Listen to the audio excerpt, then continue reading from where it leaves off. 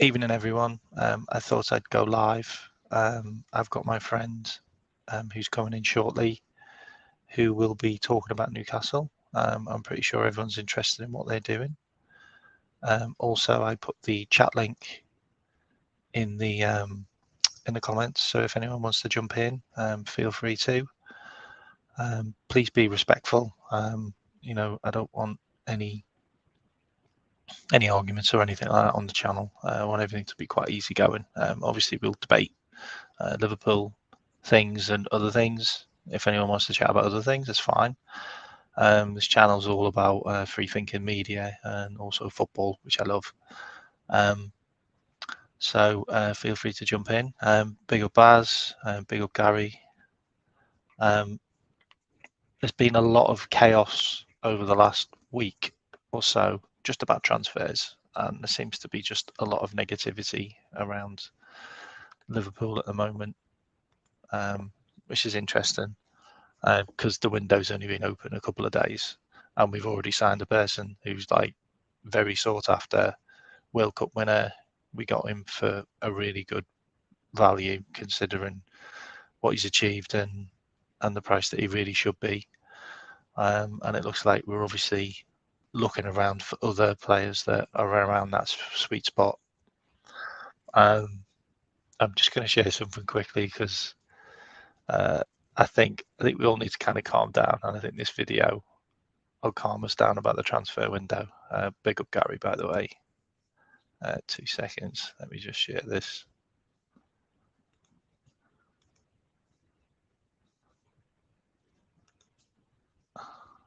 We all know about this.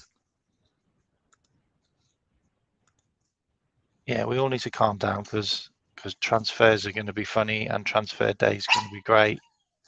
And we'll remember what happened at Everton outside their training ground when the Sky Sports presenter got attacked by a dildo.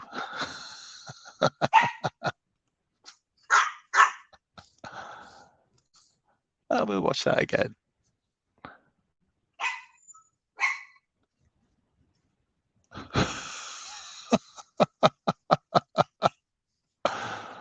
So it could be worse. We could be Everton. Anyway, I'm glad everyone's well.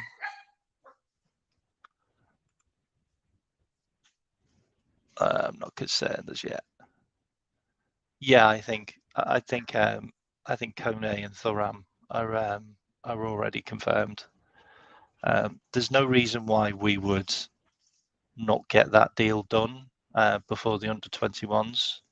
So I feel like that's already done and dusted. Everyone's agreed, and I feel like they're just going to let them concentrate on the game, and then they'll obviously do their medicals and sign a contract. I can't see that being any issue. We've had loads of conversations with their agents and also those players over the last couple of weeks. I mean, Thuram's already following Liverpool, and he's also liking Trent Alexander-Arnold tweets. You know, Agent Arnold is at it again. And he was also over in France as well a couple of days ago in Paris. So who knows? But I think when Thuram and Kone turn up, hello Baz, I think we'll probably have a lot to thank Konate for, because Konate is probably going to be a linchpin in those two transfers because he knows them really well. He went through youth training with Kone at FC Paris, and he calls Thuram his brother. So, like if you're gonna get two midfielders, then it's good to have their best mate as your central defender. Absolutely. Keep it in the family and all. And I think that's what's really good about Liverpool, because that's kind of what we do with the South American players. We get a lot of guys that all really get on well with each other. They all integrate outside of work, which is obviously football, and they're all really good friends. So I think the Kone and Thuram deals are done and dusted. If I'm honest, like there's a lot of stuff that I've heard from different people now, and the right people that have said that these two guys, we know how much they're getting paid, we know how much the clubs want. We've already spoken to their directors of football. I don't think that's an issue, and the fact that Newcastle have already gone and signed Tonali, which my friend will talk about soon, proves that they kind of at the race for Thuram. They've given up on him and they've gone for different options, which cost them probably another 40 million more. But there you go. How you doing, Baz? Sorry. It's all right. That's all right. I'm just listening. I'm good, man. How are you? I'm good. Have you calmed down a bit? Well, I don't know if I've been like that over Klopp, mate. But yeah, I don't know if you saw my video.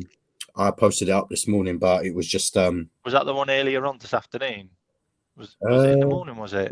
I think it was in the morning. Maybe you might. So people, it might have just come out in the afternoon. I'll check it out. I'll check it out later. Yeah, no, I think what it is. So, like any Liverpool fan at this moment, things are not great. You know what I mean? In terms of like where we finished last season, you know, and stuff like that. So you're gonna get frustrated, and yeah, that was just me being frustrated, I guess. But we move on. You know, it's all about opinions, and you know, we'll respect each other. And yeah, it's just uncertain times, but those guys don't make it easy for us, do they? As fans, they don't. They never have, though, have they? Jump in, Paul, if you want. By the way, it's good to hear you, mate. I've heard you on loads of shows, like, so jump in if you want.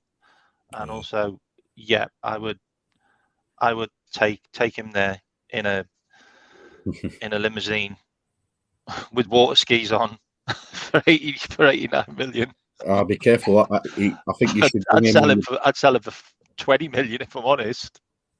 Bubble wrap him. You've got to bubble wrap him as well. Can't get injured. Yeah, he'll need to go over in like in bubble wrap, won't he? Absolutely. Thiago's an interesting one, though, isn't he? Like that is like that's a debate you could have all day because he's incredible. Like he's got all the skills in the world, and it looks like he's got all the time in the world as well when he's got the ball. But he just doesn't fit our team. I've never seen him in a game where it's like, you know what, he's supposed to be with us. It looks like the rest of the team's playing a different game than him. And yeah, it just doesn't work. Like, just doesn't work. Like, I don't know why. Maybe we need more midfielders. Like, maybe we need like 5 in midfield or something. I don't know. Just Thiago just doesn't work for us. Like, no assists. I think he's got like 2 assists since he signed for us, and like 1 goal, and that's it. Like, come on, like you're supposed to be like the Messiah. Like, you're supposed to be like the world's classest player we've ever had. Curtis Jones done more this season in the last 6 games. It's crazy how we bring. It's crazy how those 2 names are mentioned, isn't it? One is Curtis Jones and one is Thiago. You know what I mean? But yeah, I mean, I agree. It's just which I don't know if we've just not used him well, or if it's because of he's come at the time when, you know, we lost that stability in midfield or a little bit more of that work effort. I don't know if the 2 potential number 8s or whatever, you know, the ones that steady everything. And then Thiago was supposed to go and do his thing. I don't know. It hasn't worked out, unfortunately. But he's on his day. You know, we've seen glimpses, like, you know, how he dominated Manchester United at that time. Yeah. He's had some really good European games as well, like, in the Champions League. That makes a lot of sense, though, doesn't it? Really, it's like, are we just not playing him the right way? But we're not a team that changes the way we play for an individual. Just look at Trent. Like, we haven't changed the way we play ever for him. And now we have. And wow, look at Trent. But yeah, big up, Paul. How you doing, mate? Fine, how you, lads? Good. How you doing, Paul? You all right, mate? Yeah, I just got to say, I think Thiago would have been a successful player, but he hasn't got the right coach, personally. Okay. It's an interesting one because Klopp doesn't can you coach appreciate a those type person of like that players. now? He doesn't appreciate those type of players, and that's what I find frustrating about him. Really, I think he's a P&P merchant. He likes players that can run all day. He likes marathon runners rather than players. But the key to football is what you do with the ball, is not what you do off the ball. That's the only way you're going to score a goal, which he doesn't seem to understand. Yeah. So, Paul, do you think with Jurgen Klopp and what you've just said there is he kind of wants like a more of a mechanical team as opposed to, you know, the nice digital clock kind of thing? Yeah, he prefers what's that German common Spurs the Technic. Oh, the Audi Audi. thing, yeah. Yeah, German efficiency rather than flair. Yeah. Yeah. He prefers a squadron of Mr. Smiths or Tiger tanks. Yeah, rather than rather than some an artist, you could say. Yeah. He prefers a Mercedes to a Ferrari, I would say. Hey, behave. Yeah. I've got a Mercedes. Yeah. But nothing against Mercedes at all. Lewis Hamilton's my favorite Formula One driver of all time. So I've got no problem there, mate. Yeah. Yeah, it's interesting. I mean, the thing is, when he had his interview and he was saying that he's you know, Jurgen Klopp's made him learn how to run and stuff like that. I thought that was a bit strange. Yeah, you don't know how to run. A bit disturbing. I thought, fucking hell, you're not there to be a runner. Exactly. I personally think that's a bit of a dig because Klopp's been using them like David Batty. That is a dig. Yeah. It was a Carlton Palmer. Flipping hell. Yeah. Yeah. The thing about it as well is, and I've said this before on other channels, because and we probably disagree, me and you actually, on this poll, but I'm still say it. It feels like Klopp can't work with world-class players.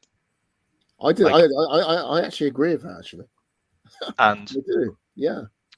And we're all crying out for world-class players. Yeah. But I don't think he can work with them. He can't work with what I feel like he can work with is I feel like he can work with a lot of players that are willing to work hard to become world-class. Yeah.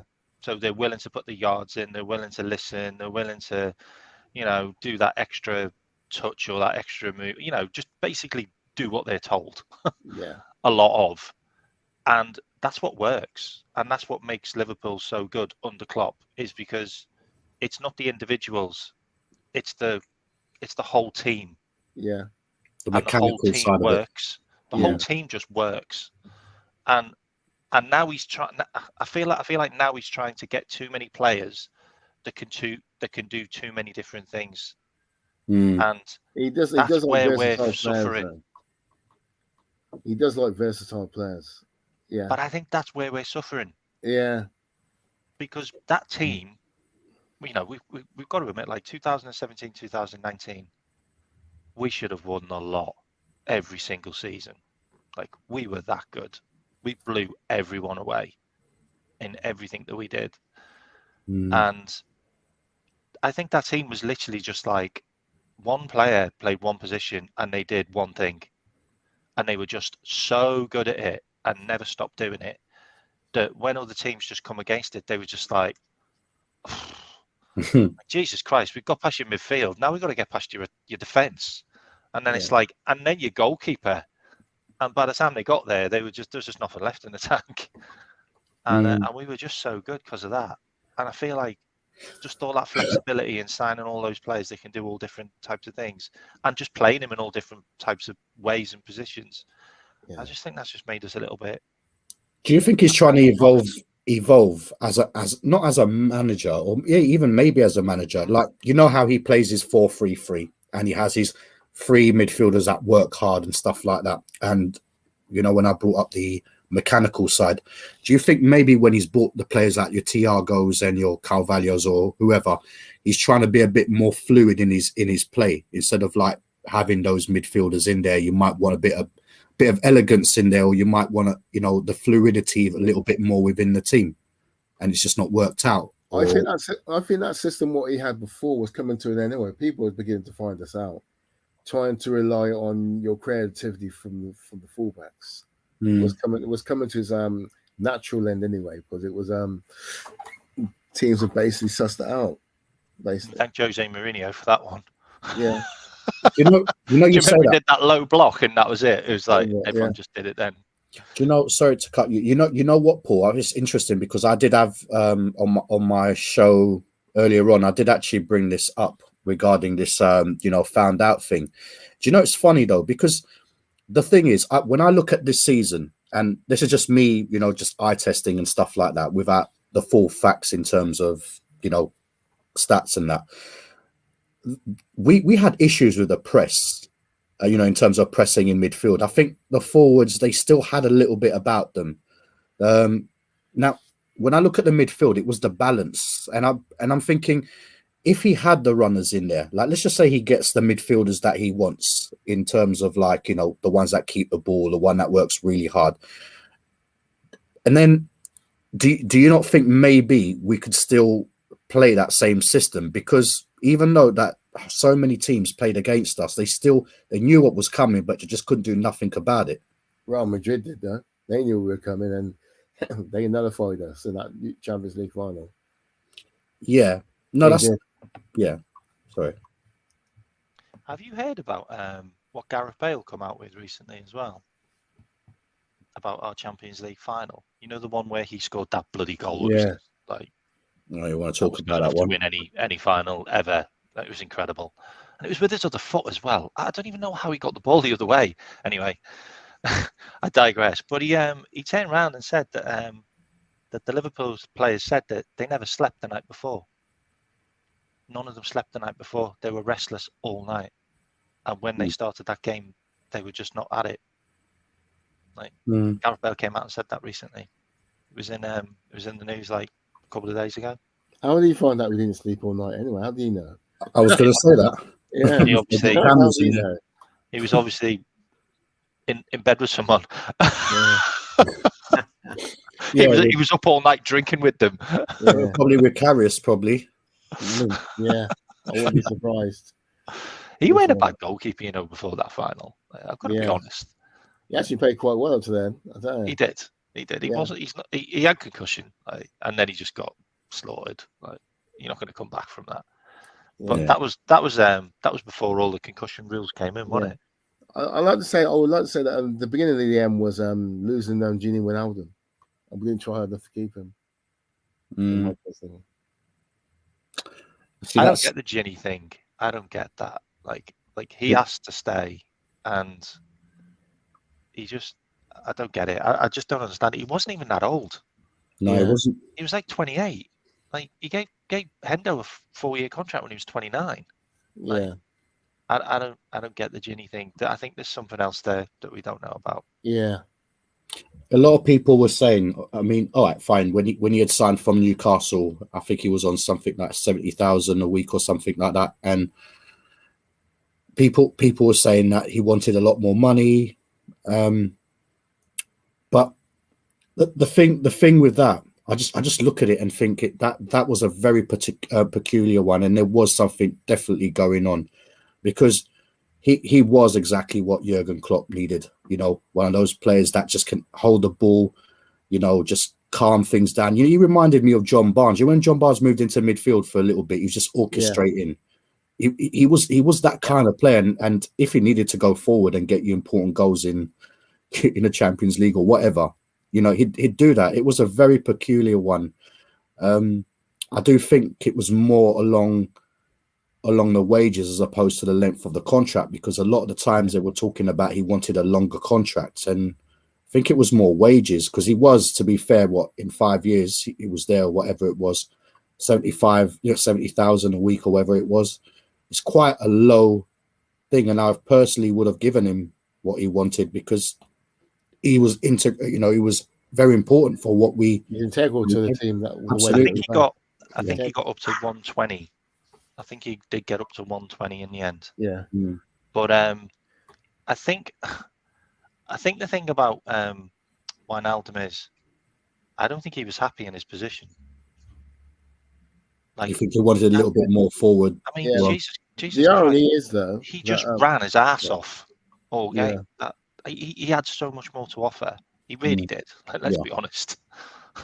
He's a different player at Holland, isn't he? You know what I mean? He's just completely. He's like a Frank Lampard. He makes those late runs into the box, and he's really good at finishing. I don't think Klopp used him correctly as well. I think Klopp didn't use him more effectively than he could have. He could have used him as a box-to-box midfielder quite easily. Absolutely. Number 8, yeah. Big up Redbird. Big up Bird. Big Redbird. Yeah. I think that's another interesting one as well. I mean, like with Jurgen Klopp using players, he does have that habit of, like, for example, the midfield, the Trent thing. That's the only thing that's annoyed me this season. I mean, this guy, we don't know better than Jurgen Klopp in terms of everyday training and stuff like that. You see this guy in training every day. The guy came from the academy as a midfield and whatnot. I mean, to play Trent in midfield, so late in the season, knowing that he had issues in midfield, he had Calvin Ramsey. I know he was injured for a bit. Yeah. You had Joe Gomez there. If things needed to be changed in midfield, or you needed a little bit of energy, because stats-wise, I think he improved a great deal in terms of his personal game and within the team, obviously, when he played in midfield. And I'm thinking, what we need is that little bit of energy, or that something different, and just play him in that midfield, and then kind of like have someone as like Joe Gomez at right back, or not because I want Joe Gomez at right back. It's just because we didn't have anything there, because obviously Ramsey was injured and stuff, and he maybe weren't ready or whatever. Colin Bradley was away. But he just, sometimes when I look at Jurgen Klopp and how he plays some of these players, kind of reminds me of what Benitez used to do with people like Ryan Babel. Yeah. Didn't utilize them properly. Destroyed his career as well. Yeah. Oh, he destroyed quite a few forwards' careers, Benitez, by chucking them on the wing. Yeah, I mean that guy was destined for world stardom. I think, in my personal, Ryan Babel. He had the ability. And incredible player. Seriously, remember the Babel helicopter? Do you know that goal against was it Marseille or whoever it was in the was it Champions League? Yeah, Champions League. Yeah. Was that? Yeah, that was just that was ridiculous, bro. Yeah. You know what I hated about Benitez is when he didn't sign Anelka. That was Gerard Houllier. Was that Gerard Houllier? Gerard Houllier. Yeah, that was the biggest boo-boo. And get Diouf instead. Yeah, that was it. Horrendous mistake. That was catastrophic in my personal opinion. He went on like a spending spree on loads of World Cup players, and they were all crap. Yeah. Apart from Berger. Berger was good. Patrick Berger was good. Yeah, Berger was good. Like Sally. I thought Babel was a good right back as well. What's that? Babel. I thought he was a good right back as well. I think he's underrated as a right back. Oh, he was brilliant. He had an unbelievable cross on him. Yeah. Even Ziga. We only had him for like a year. Christian Ziga, what we signed from, was it Middlesbrough, Tottenham, or something like that? And I think he went Tottenham. I think, yeah. He went after us. Yeah, I think he did. Yeah. I mean, even him. We had some great players, but they just never, they just never showed their potential. I mean, Babel manager. Yeah, I thought Houllier was a bad appointment, in my personal opinion. We may have won. Yeah, I do. Yeah. God rest his soul. I mean, he did win us like trophies, but sometimes you do want your, if you're playing bad or you're not playing that great and you're getting points and stuff like that, you think, you persevere for a bit, but you kind of want the team to evolve and play nice football. Liverpool have always done that over the years. Yeah. It just, I was having a debate with my brother, and my brother was talking about, Jurgen Klopp leaving and stuff like that, potentially one day, who would you get in? And he mentioned Diego Simeone. And no, I mean, my brother's, I rate him, but that one, it was just more along the lines that would absolutely destroy Liverpool fans, having him You know what though? You know the thing about Simeone? Mm. He's the only one that broke up the monopoly. He's the only one that's Spain, got in between Barcelona and Real Madrid. And he Mm. hasn't got world-class players. You know what? That's a good shout. Like, if you want to try and break up the monopoly, because there's going to be a monopoly soon, by the way. There's going to be a monopoly. Do you think that? Yeah, we're going to fall by the wayside. Like, we won't go for a player that's over like 50 million at the moment. Yeah. And you've got everybody just signing up everybody. Like I think Forrest will I think probably there's something going on behind the pay. scenes. I think there's something going on behind the scenes which we don't know about. With Liverpool, they're struggling for investment. Yeah, I thought that was on the way, but they seem to be either on the verge of it or just trying to be very choosy about who they're allowed to invest in the club. Personally, jump in, 12th man. I've not had you on my show yet. Feel free to jump in. The link's there, mate. Do you know something? There is two things to this. How I see it.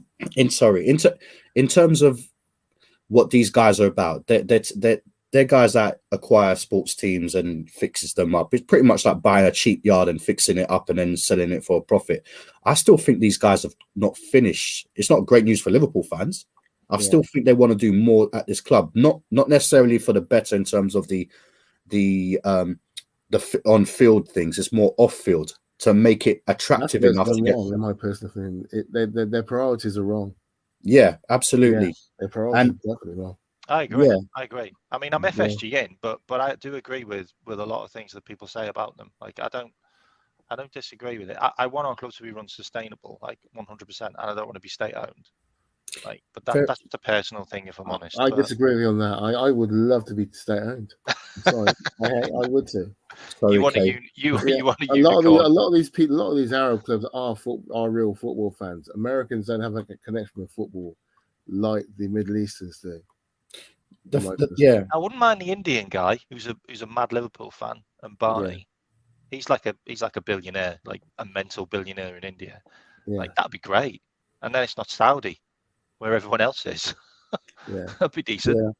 The thing is, I think whatever we are or whatever we currently are, at some point, inevitably, well, I'm hoping this anyway, we will be bought by someone who can take us a little bit more further. But you know, it's those dreams, isn't it? Those dreams that you have and think, all right, you know what? You wake up in the morning and it's just been agreed, you know, whoever it is, whether it's Saudis, whether it's, I heard there was a Norwegian that was interested back in the day, a trillionaire or something like that.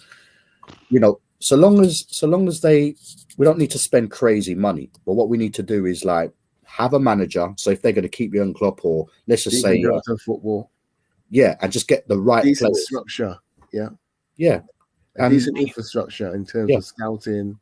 The youth team needs to be needs some serious work. The academy that needs Gerrard, by the way. That needs Steven Gerrard. That youth team. Gerrard should be the director of our youth system. 100%. Was disappointed when he had left because he was managing the youth, wasn't he, or the under 23s or something like that. Yeah, but, I think his ambitions are elsewhere. He was really to get into management now. He was really going to Sheffield Wednesday now, isn't he? Is he? He's linked with Sheffield Wednesday, yeah. Well, Saudi Arabia. That's Hillsborough. Like that's literally Hillsborough. Like that's crazy. Yeah. What was I going to say? Oh yeah. So I was going to say this is a question. Do you think Klopp will be around when FSG go? Do you think FSG will fund a new manager, like another manager? Think that will happen? I've always said that you can't. They're like conjoined twins. If one goes, then the other one follows suit because they can't do without each other. Personally, I agree. Yeah. I think they are in the same bed. Definitely, they're in the same bed together. But they're a match made in heaven. Yeah. They are, but it's crazy because, like, you know, this is why sometimes I don't really rate Klopp that highly. I mean, I respect him for what he's done for our club. I think he's one of the best manager, you know, in my generation anyway, like of recent times anyway. But when I look at Pep and I look at him, mean, it's not the comparing. It's like one has complete ambition. He wants to be this, and the other one kind of more or less wants to compete.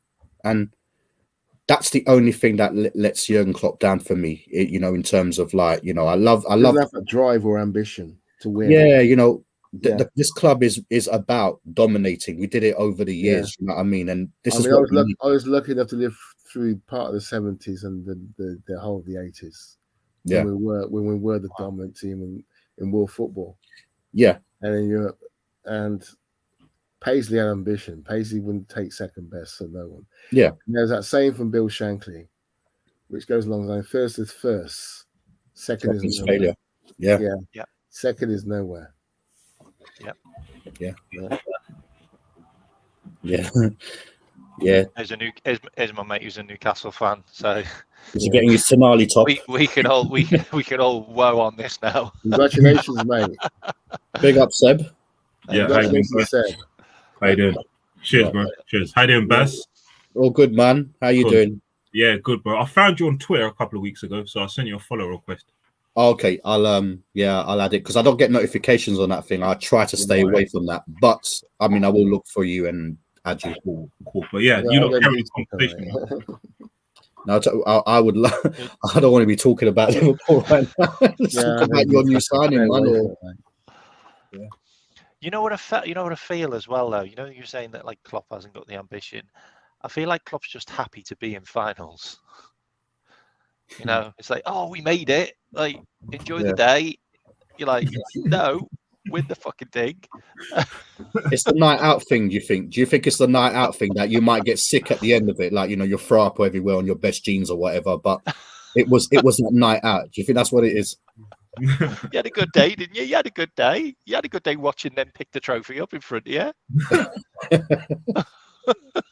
Yeah, that scares the hell out of me, to be fair. He's lost a lot of finals. Yeah, it's what Dortmund, Liverpool, like one of Dortmund. How many finals has he lost? I think he's lost 4 at Liverpool. Is it 4? Yeah, might be 5 now. You've got the Europa final. You got the Salah injury one. You got was that the same one as Karius's concussion? Or was that someone else? Yeah. Okay, so that's 2 from what I remember, and then obviously the last Madrid one, and it must have been one more. Yeah, the Madrid one. Yeah, the year after we beat, we made that amazing comeback. It was 2 years after that. Right. Yeah. That last Madrid one. Yes. Yeah. Yeah. But to be fair, Madrid in the Champions League, that's their trophy, man. To be fair, in it's going to be very hard, to like beat a team like Madrid. But what hurt the most about that is the way Man City just destroyed them. Yeah, it was like this is how you do it, lads. This has been the nightmare because you know what the thing is, they've had the knack. Yeah, they didn't have Real Madrid. I mean, listen, they've got quality technicians in there, but they're not the Madrid of what they back in the day in terms of like fresh. But they've addressed that nowadays with like the the Schumannis and the Bellinghams and stuff like that, maybe for next season and whatnot. But the thing is that the way Man City took them apart and they won that first trophy. They always say that first trophy is the hardest one. Mm-hmm. That scares the hell out of me. Thing is, what I'd say about the way they took Madrid apart, right? This Madrid team, they are aging. And when you get to a certain age, like year after year, you do start to decline rapidly. So obviously, Modric is staying on for another year. Kroos is in his mid-30s as well. Benzema's gone. I think just similar to the way that people say that Milner's... What about Kroos? Is he staying for another year as well? Is he? I'm not sure, but yeah, I think he signed a 1-year contract. Do you know what they've got? They've got Valverde. They've got too many. They've got Bellingham. They've got Camavinga. He can't even get on the pitch. Apparently, what's his name is we waited 2 years for him. Do you know? Correct me if I'm wrong, but is Asensio a free agent or is he out of contract? Yeah, he's already. I think he's left already. Hasn't he not gone to PSG or something like that? Yeah, has he? I think so. Yeah, it's just waiting to confirm it. I think something like that. Yeah. They signed your guy. They signed your guy, Seb. Who PSG? Joselu.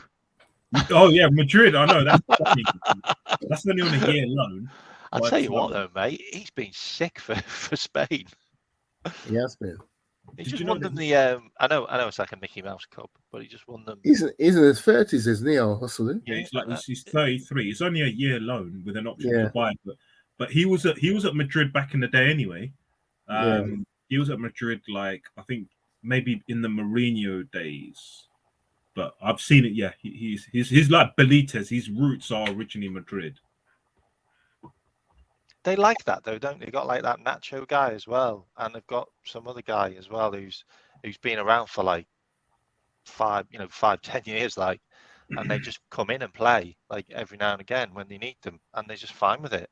Yeah. You know, that's the type of squad players you It's want. the prestige of paying for a club of Madrid's stature. I suppose it is. They must have some kind of alumni where they keep track of all their ex-players and stuff like that.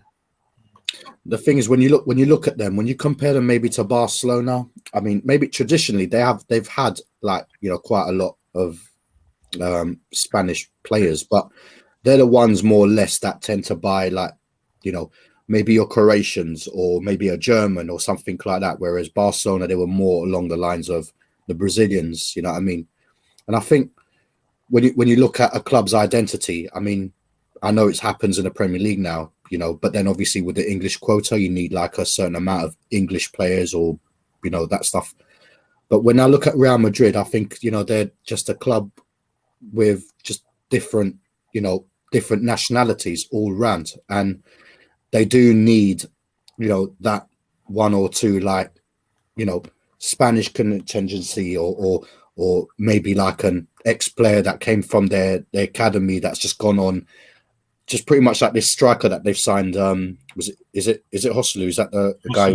Yeah, he's played for Newcastle. That's why I said it. Yeah, exactly. You know, they need someone like that.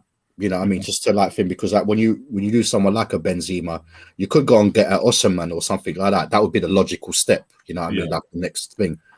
But you know, someone like a Hoslu would be ideal for them. Do you know what I mean? Until they actually go and they're waiting for Mbappe, aren't they? On a free. That's what they're waiting for. I think the Benzema thing completely shocked them. They had no idea he was going. Yeah, Ancelotti no idea he was going. Yeah, but he was out of contract though. No, I know, but they just thought he'd sign again. Like the guy's just won the Ballon d'Or. Like they thought he was just gonna stay again. Like obviously they'd gone through the process of like a couple of players that were gonna get released, and they decided, we're gonna give you another year contract. And he just went, "No, I'm off to Saudi Arabia." What? So do you think that maybe Saudi tapped him up in the background? Because if Madrid wanted him to stay, they could have got him to sign a contract and say January. So he's obviously been tapped up. Absolutely. Like, he came out and said, didn't he? He came out and said, "Well, I'm a Muslim," and like this is the thing. There's a lot of stuff like that was about that. Yeah, sorry, I mean, look, sorry, Paul. What, man? Yeah, I think to be fair, I mean, he's going to Saudi League, like you said, you know, with the Muslim side of things, and then the thing is, obviously I know he was injured and stuff in like the World Cup and stuff, but you know, there's always that behind the scenes thing, isn't it? And you know, at his age and stuff like that, you know, the guy's just looking for the next different things, you know. And I think, to be fair, even like at the moment, I was like watching like Kopish, and big up to them. I think they did a Salah thing about the Saudis are, you know, interested in Salah. You know, the thing is, like the Muslim country, they do look at people like that, like people that are very strict Muslims and stuff like that, because it just fits their thing. Do you know what I mean? Like Ronaldo's on it. He's not Muslim, but you know, yeah. We haven't even talked about Salah. That is definitely something that could happen. What do you think? That could happen this year or next year, I think. Not this season, it won't. Not this season. I don't think this season either. Maybe they said, look, just next season. If you stay at Liverpool for 1 or 2 more seasons, just. It's scary. I think that I think getting Benzema one over the line was kind of their marquee. I know they wanted Messi. Like they offered Messi, like I don't even know what they offered Messi. They offered Messi another planet or something, like shares in the moon or something. I don't know. Like, but they offered Messi like some incredible contracts, and he turned it down because obviously he wants a football club, doesn't he? Wants his own franchise like Beckham did, and I think he was their marquee guy. But my God, they were going to get the Ballon d'Or winner and the World Cup winner all over in Saudi Arabia in one season. Has Messi gone to? I think Salah they will go for, because they didn't get Messi. Yeah. I think they still could get Messi once he's finished in America. No, but I think they might try for Salah this season. Yeah. And I don't think Messi goes, you know. I don't think Messi goes. I think Messi. I mean, I don't know if I heard this right, but I think or unless it was someone just writing rubbish online and stuff, but he said that there was nothing left to play for. He's won everything now. So I think he's just, like you said, K-Mack, is just looking to just like build his franchise and stuff and then just leave, finish. Well, Messi's basically getting like the Barcelona global Harlem Globetrotters over there, because he's got Busquets, Jordi Alba's signed, they got Messi, Sergio Aguero might come out of retirement. Is that David Beckham's team, isn't it? Yeah, he's basically getting the Barcelona team that when Messi was there. Aguero's got a heart condition. He had to retire. He can't. Yeah, I don't think. He said in the Champions League final, I'm going over to play with Messi. No, I saw that he's just going for the holiday. Is he? Okay. Yeah. Because I was thinking, wow. Like, that heart condition, like literally, just it was a bit of a shock because he went Barcelona. That's when they discovered it, didn't they? To a point, they left it quiet, just obviously to give him like a season or whatever it was, and then obviously just retire him there. Do you reckon Barca got any compensation for that? Yeah, I think they would have, because they insure players. Players do get insured for anything anyway, regardless. They insure. They only just signed him as well, didn't they? Yeah. He didn't actually play, did he? I think he played like the first few games or pre-season. Yeah, maybe he was like their marquee player, wasn't he? Like, yeah, he was only like, what was he, like 31 or something? 32 or 33. God, he still had a couple of years left, didn't he? But what's up with Barca, man? They seem to be signing. Who did they sign? They signed someone else. So they signed Gundogan. Have you noticed in the last few years, Barca have got this trend of like signing all these players in their 30s? Like, I thought it was the Italian teams used to do that. Why are Barca doing that? On freebies. They seem to get a lot of freebies. It seems to be turning into a retirement home, doesn't it, really? Or it's just literally because of their issue, innit? They've sold their souls to the devil, to be fair. You know, they obviously this thing, they're like in £1 billion debt and stuff like that. And they've just, that I like make no bones about it. Like, everyone can say all the amazing things about Messi. Messi ruined Barcelona because he wanted the world's best players playing around with them. Like, he demanded it. Like every time, like Messi's like, oh, if you don't get him, or you don't get me another world class player, I'm going to leave. And they're like, okay, and they're running off. Any people actually said that though? You know what I mean? That's there's a lot of stuff that's come out about that. Like, they drove themselves into the ground just trying to keep up with Messi's demands. And basically, that's what's going on at PSG. Like, Mbappe is basically their sporting director. Like, yeah, I've heard that as well. Power. He's got too much power there. PSG. Mum on the board. PSG. What's happening with PSG? I think what people are going to see soon is they're scrapping this thing with the not the Galacticos. That's the Barcelona Real Madrid thing, but I think what they're going to be doing soon, once they lose Mbappe, they're going to go and look for like a lot of young French stars. They're going to be going along the lines of of like getting those up and coming French guys, and once in a while they've got the money, they could just bring maybe one or two little like world star players. But I think in terms of that, is it the Prince or whatever it is who owns them? He's had enough of it, like the Neymars of this world and stuff like that.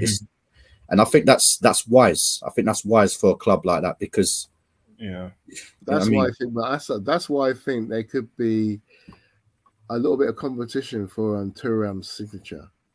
Exactly. Do you know I heard today? Apparently, Thuram signed a deal to go to Inter. No, that's Marcus. That's his brother. Oh yeah. Oh, the brother. That was on a free. That was on a free transfer. This is what scares me, K-Mack, back. because do you remember K-Mack when we were talking on Jamie's thing? Yeah, it is scary because I know the transfer window is just opened or nearly opening or whatever. Yeah, I mean It's been open about a week. Okay, so the thing is they wrapped up thing quickly, and just for the sake of it, you know what I mean? Like not just the sake of it, but even for the player itself going away, you know, to his international team, knowing that he's coming to a new club and stuff like that. They should have wrapped him early, just like they did. Yeah, you know, Bellingham did an England thing, and that's what gives people anxieties because if we haven't signed him yet, or if it's not true, because we never know what's going on in the media and stuff. It's just speculation until you see it. But you know, we're not a team traditionally that likes to go into bidding wars. What if he's like, you know, one the man of the tournaments over there, and he's now looking at 50 million and stuff like that, or 60 million? Could be a problem. Yeah, I mean, I wonder what goes on in internationals. Because sorry, go ahead. I'm going to be controversial and say that I'm not too bothered if he comes. I would prefer Gravenberch anyway. Yeah. I'm that as well. Yeah, Gravenberch and Coney. I don't think Thuram's that good, to be honest with you. I think the other two are a stage ahead of him, in my opinion. Wow. I like Gravenberch. I always get him on FIFA straight away, and I do like him, and I would prefer him. But to be fair, he's more of a number 8, innit? I would rather have, like, you know, if we'll get Kone then. I think he's more. Well, I was watching this video called Pythagoras and Boots. Have you ever watched that? No. It's basically, and it analyzes each of these young players and what they bring. They look at each aspect of the game, whether they're good at dribbling, and he has the rankings of whether they stand in those particular attributes. Okay. Mm-hmm. And he was basically saying that Thuram, good prospect, but not a finished article by a long way. He's not a number 6 either, and he's not one for actually. He's not your standard number 6 that stands in front of the defense and just covers the back 4. Yeah. So that's something that he actually wants to do more. He said that recently, that he wants to do more defensive work because he's being used too much as a straight on box to box basically. But like I don't like Gravenberch. I think he's a big time Charlie, and I think he's going to cost a hell of a lot of money. I don't think he is actually. I've heard he's on offer for around 25 to 35 million. There is, you know what, K-Mack does have a point to one thing. Again, you know, you don't know what's going on the media, if it's true or not, but I don't know about the big time Charlie thing, but there is something about him that may potentially be a problem. He's someone that just doesn't take shit. If he's not being played or something, he's gonna publicly say something. And you know, he's like all Dutch players are like that. You know what I mean? Yeah, Dutch players are very opinionated. Fair enough. Then incredibly opinionated players. I don't think I want any more Dutch players. Like we're going to end up like Pep Linder's team. Have you heard that, what's his name? Justin Cliver has just signed for Bournemouth. Yeah, mental. They haven't even got a manager. It's a bit random though. Like done better. Loads of players are leaving Italy. It's weird. It's really kind of strange that you're getting clubs in our league, mid-table, almost relegated clubs that can outspend European giants. It's quite shocking. From AC Milan, haven't they? Was he AC Milan? No, I think he's at Roma. Oh, sorry, Roma. Yeah. What do you think's happening with Lukaku this summer? Oh my lord, that's going to be an interesting one. Whether he stays at Chelsea. Well, Inter have got Marcus Thuram now, so they got they got a striker on a free, so they probably don't want Lukaku now. Zeko's left as well. Edin Dzeko's left. Oh, he went to. He's gone to Turkey or something like that. Turkey, yeah. But Lukaku. I think Lukaku's Premier League days are over. I can't see him staying at Chelsea. Pochettino, because I think Lukaku's burnt his bridge with Chelsea fans. All the Chelsea fans. Big time, yeah. Nah, he's burnt his bridge. One minute he said, "Oh, Chelsea is the team I support growing up," and then he joined Man United and said, "Oh, I've always wanted to join United." So, as far as Chelsea, they won't have him back. Chelsea fans are not having him. I still think the best you've ever seen out of Lukaku was at Everton. Yes, which is nuts. That was it. Everton and West Brom were the two most productive seasons from him, I think. Yeah. How are you doing, 12 man? Doing well. What's up, Paul? How are you? About a lot of stuff. Right. So if there's anything on your mind, mate, bring it up. Like, honestly. No. I mean, look, I will admit, Paul and I, are brethren because we're Reds. We disagree sometimes. We might even argue, but it's never anything personal. It's nothing like, I always see it as this, he made a very touching end comment that I agree with too, is that, despite that we might not agree on things, we're still family. I think that's one of the unique things about Reds family, is that despite the fact that there are a lot of discerning viewpoints nowadays amongst people, the most important quality that we all carry is that we all call each other Reds. We all understand the strength that we have in numbers. So big up. But I do have something. So here's the but. But look, I'm an American, and if you did not know, and probably from my accent, people out there, and I love football. I'm even calling it football. I'm not calling it soccer. How about that? And I think it's amazing sometimes, because I know Americans get a big pushback on them being owners in this league. However, if you really peep it, Americans own basically the top clubs in the Premier League, minus maybe, obviously City, and now up and coming Newcastle. So other than that, it's primarily a lot of American-owned entities. And when it comes to a lot of the things, I always hear the word ambition thrown out there. And I get that people don't want to assess that, they sometimes take ambition and they attest it to, going out and buying these big name transfers and acquisitions. However, it's about getting the right acquisitions. I could care less if you spend 100, 200, whatever, 150 million in the transfer. I'm just saying, get the right transfers. I agree. Get the transfers that fit this team. Get the transfers that make this team a better team. And I'm cool with it. I just think sometimes we all find ourselves like saying, especially a lot of people want to kick out the American thing. It's funny. People say America or American owners, but yet like Arsenal have American owners. They're spending money.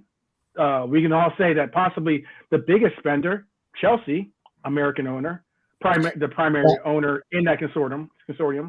Mm-hmm. Go ahead. So you know what? Sorry, he did say consortium. Yeah. I mean, which is the truth. But he's a figure. I mean, JWH gets a lot of stick about everything, and I'll land by and let you go. JWH gets a lot of stick about not being at games or this or that. But in reality, FSG is a big ownership group. One, he's just, if anything, the figurehead of it. And often people are like, oh, well, there's no one in the games that representing FSG. They don't care about it. There's a person from FSG at every game, every match in Anfield. There's someone representing. So, like, I get that maybe the big, you don't have the Bowley sighting, like you do in Chelsea, but that's not even really that important to me. Just get the right players, get the right people that can make the football decisions. And I'm cool with how you want to live your life. If you want to go hang out and watch Red Sox games or watch Penguins games or whatever it is that has your time or attention, cool. As long as you're making my team better, I'm cool with you. That's how I see it when it comes to ownership. Do you know? So can I just get Seb in there, Baz, because Seb hasn't spoke yet. Okay. But 12th man actually said something which I think you could probably answer. Yeah, 12th man. Is it true that they're not very popular with money on players? Newcastle have done that, haven't they? Sorry, just repeat that, please, K-Mack. Spending the right money and the right players. Like Newcastle have done that, haven't they? Yeah, we've done it so far, but I'm very aware that obviously everyone makes mistakes. So we are going to make some mistakes. It just comes with the territory. But yes, we've done well so far. But one question I would like to ask, 12th man, you see Todd Bowley, what kind of reputation has he got in America? Todd Bowley's got a reputation of I mean, he's with the LA Dodgers, I want to say. So you got to realize LA Dodgers is difficult enough to own a club, to own a Major League Baseball club in America, but to own the LA Dodgers is a huge step. It's there's a lot that's involved with it. There's a lot of fans that carry the same weight, the same as I think Paul was about to ask me about. The ownership FSG with Red Sox fans. There are Red Sox fans that aren't happy with FSG and the way that they go and conduct their business. You can't please everyone though. That's the one thing. You can't, as long as you continue to do good business, don't put us in bankruptcy. You're not dipping into the coffers like the Glazers. You're not like, you're not doing things that, Glazers going to be out, by the way. Okay. Glazers are going to be out, by the way, but yeah, they're going to be replaced. Just chat away. I'll be right back. I'm just getting a drink. Yeah. Okay, 12 man. They are, but Paul, yeah. Sorry to cut you, because obviously Seb came in there with his one. I was just, funny enough, it was along the American side of things, yeah. Like the quick thing is, I don't know if you've seen anything over there in America, but over here there's a little bit of a controversy thing in terms of Bowley and who actually owns that club.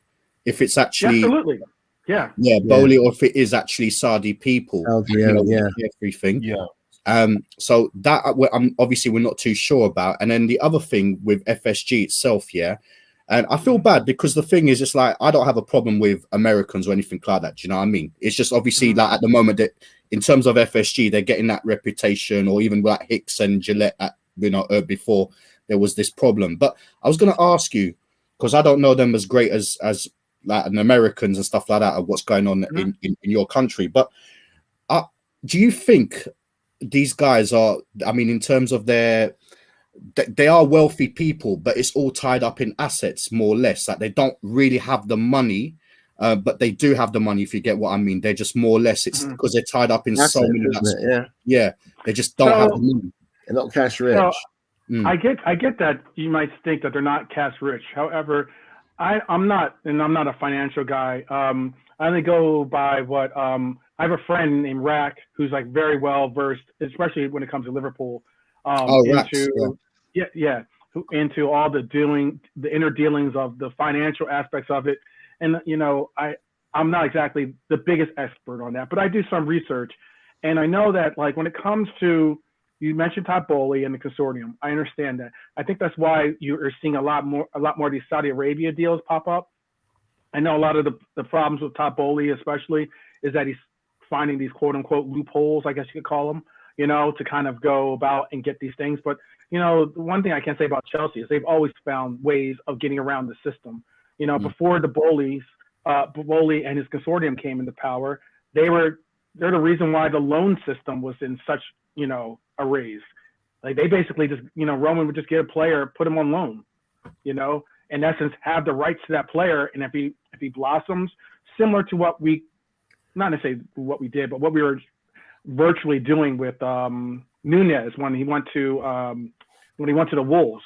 Rather than spend the money, in essence, though, we allow for the Wolves to take the dime out and watch him develop. But I mean, we don't necessarily bring in those players the way that Chelsea does, which is we would normally bring them in, or they bring them in and let them out on loan.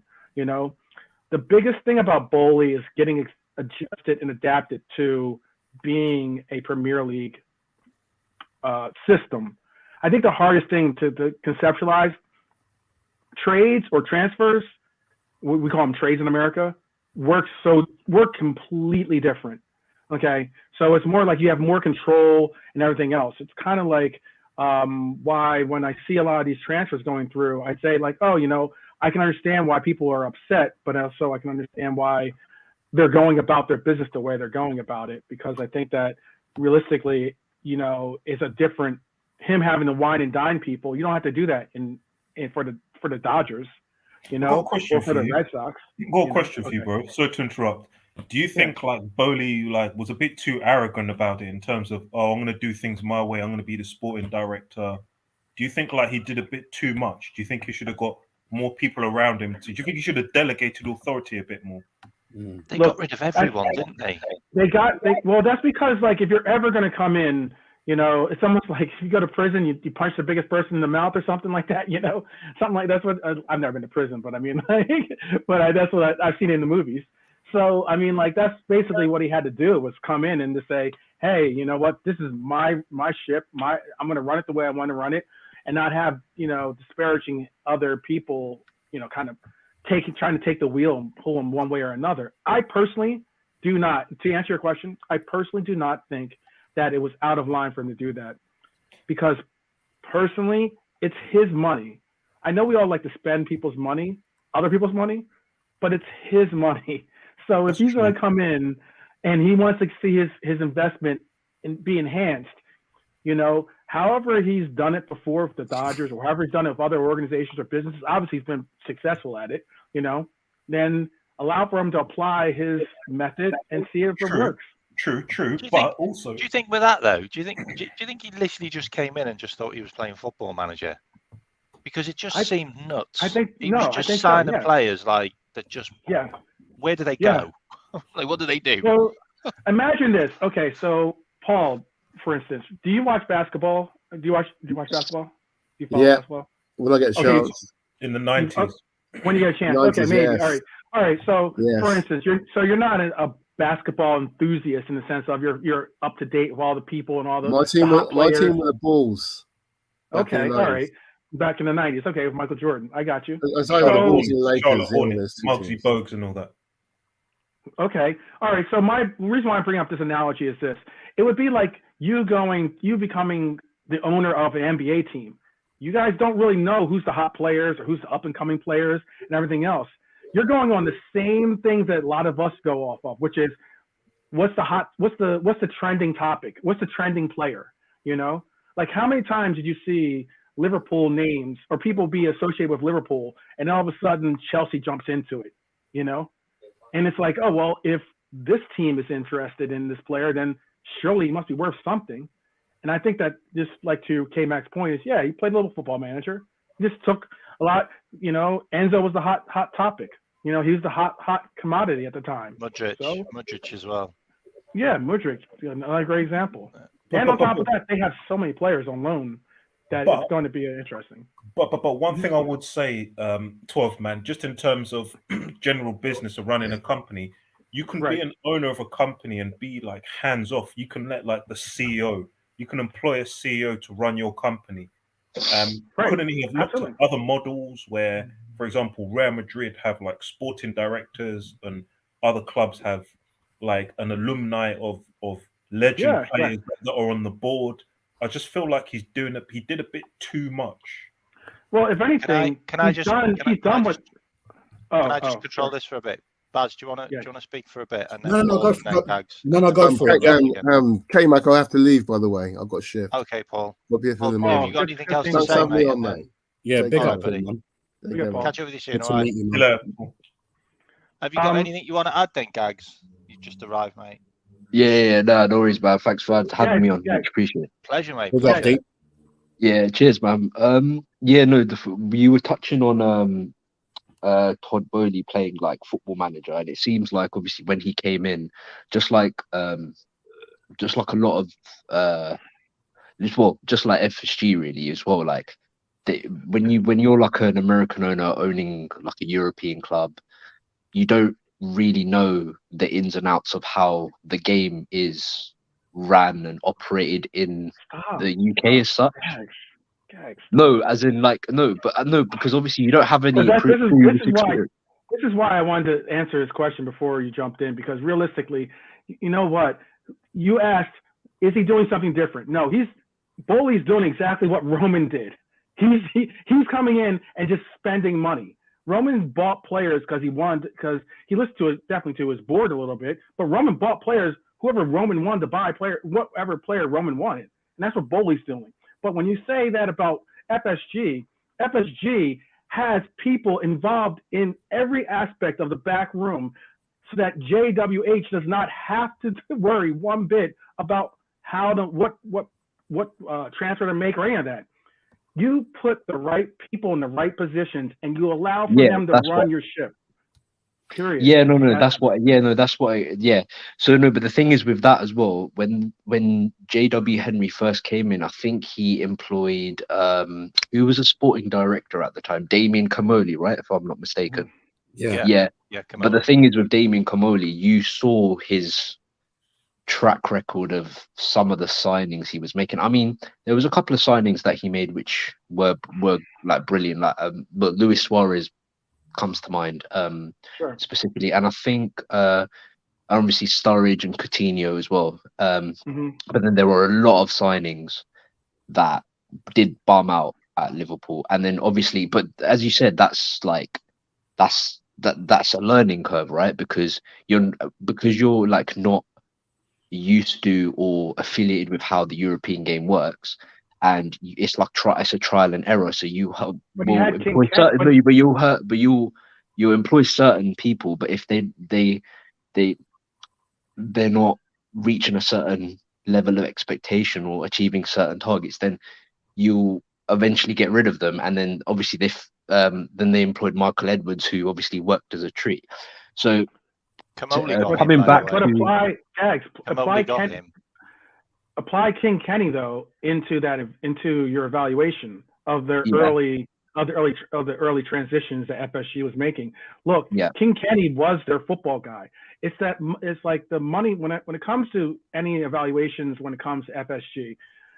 Bowley, for instance, doesn't do Moneyball, but when it comes to FSG, they do Moneyball, and a lot of times analytics, course, a lot of things that don't necessarily for the average football fan don't necessarily like say, oh, that match that goes with the smell test or the eye test or whatever they call it, like that's not involved. And a lot of people don't like that because you're telling me all these stats and numbers and how this is going to work and this and that, like a Michael Edwards did, And for a long time, hey, there are people that didn't think Michael Edwards was going to work out. There was a lot of people being like, Michael Edwards is not a football guy. He's not connected to football. And that obviously showed that, hey, he's made some of the best acquisitions we've ever seen for this club. Yeah, I agree with that. But my point is if you're not like, so it comes back to my point. So if you're like new to a particular business of like, let's just say owning a football club, because obviously the way European sports are run is very different to the way American sports are run. There's very there's a lot of differences. Like there's you're not going to get everything right straight away, but then as the years go on, you learn from your mistakes, and then you eventually employ the right people to meet the targets that you want to meet.